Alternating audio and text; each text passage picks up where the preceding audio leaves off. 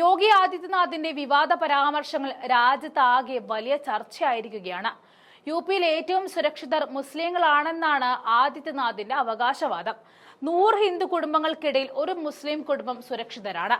അതേസമയം 100 മുസ്ലിം കുടുംബങ്ങളിൽ 50 ഹിന്ദുക്കൾക്ക് സുരക്ഷിതത്വം തോന്നുന്നില്ല എന്നും ഒരു മടിയുമില്ലാതെ ആദിത്യനാഥ് പറയുന്നുണ്ട്.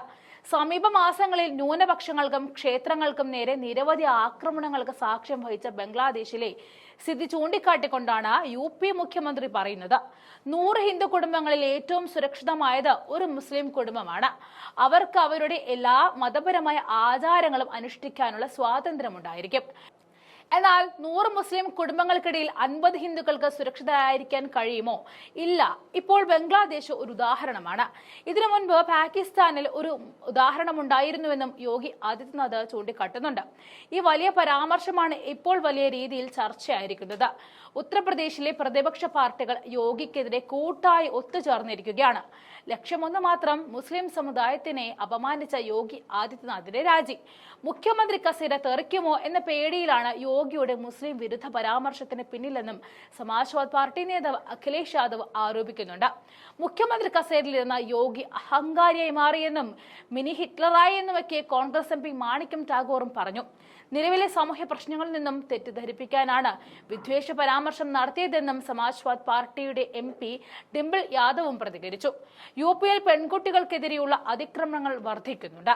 നിലവിലെ സാഹചര്യങ്ങൾ വളരെ മോശമാണ്. പക്ഷേ BJP ഇപ്പോഴും പഴയ കാര്യങ്ങളെക്കുറിച്ച് സംസാരിക്കുകയും പഴയ പ്രശ്നങ്ങൾ ചികഞ്ഞ് പുറത്തെടുക്കുകയുമാണ് ചെയ്യുന്നത് എന്നാണ് ഡിംപിൾ യാദവ് ആരോപിച്ചത്. യോഗി പറഞ്ഞത് ശരിയാണെന്ന് SP MP സിയാ ഉർ റഹ്മാനും പരിഹസിച്ചു. യു പിയിൽ മുസ്ലിങ്ങൾക്കെതിരെ ജനക്കൂട്ട ആക്രമണങ്ങൾ വർദ്ധിക്കുന്നുവെന്ന് യോഗി കാണുന്നില്ല. മുസ്ലിങ്ങളുടെ മതവികാരം വ്രണപ്പെടുത്തുകയും അവരുടെ ആരാധനാലയങ്ങൾ ആക്രമിക്കുകയും ചെയ്യുന്നു. ഇതിനെല്ലാം ശേഷവും മുസ്ലിംകൾ സുരക്ഷിതരാണെന്ന് വിടുവായിത്തരം പറയുകയാണ് യോഗി ചെയ്യുന്നതെന്നും സിയാ ഉർ റഹ്മാൻ പരിഹസിക്കുന്നുണ്ട്.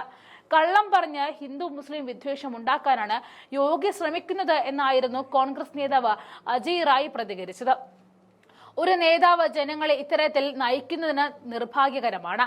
ഒരു ഭാഗത്ത് സുനിത വില്യംസ് ബഹിരാകാശത്തു നിന്നും തിരിച്ചെത്തിയതുപോലുള്ള മുന്നേറ്റങ്ങൾ നടക്കുമ്പോൾ നമ്മൾ ആളുകളെ 100 വർഷം പുറകിലേക്ക് കൊണ്ടുപോകുവാനാണ് യു പിയിലെ BJP സർക്കാർ ചെയ്യുന്നതെന്നും രഞ്ജൻ MP പ്രതികരിച്ചിട്ടുണ്ട്. 100 മുസ്ലിം കുടുംബങ്ങൾക്കിടയിലെ 50 ഹിന്ദുക്കൾക്ക് സുരക്ഷിതരായിരിക്കാനാകില്ല എന്നാണ് യോഗി പറഞ്ഞത്. ഇതിന് ബംഗ്ലാദേശും പാകിസ്ഥാനും ഉദാഹരണങ്ങളാണ്. എന്നാൽ 100 ഹിന്ദു കുടുംബങ്ങൾക്കിടയിൽ ഒരു മുസ്ലിം കുടുംബത്തിന് മതാചാരങ്ങൾക്ക് സ്വാതന്ത്ര്യമുണ്ടെന്നും ഹിന്ദുക്കൾ മതപരമായ സഹിഷ്ണുത തുടരുന്നവരാണെന്നുമാണ് യോഗി പറഞ്ഞത്.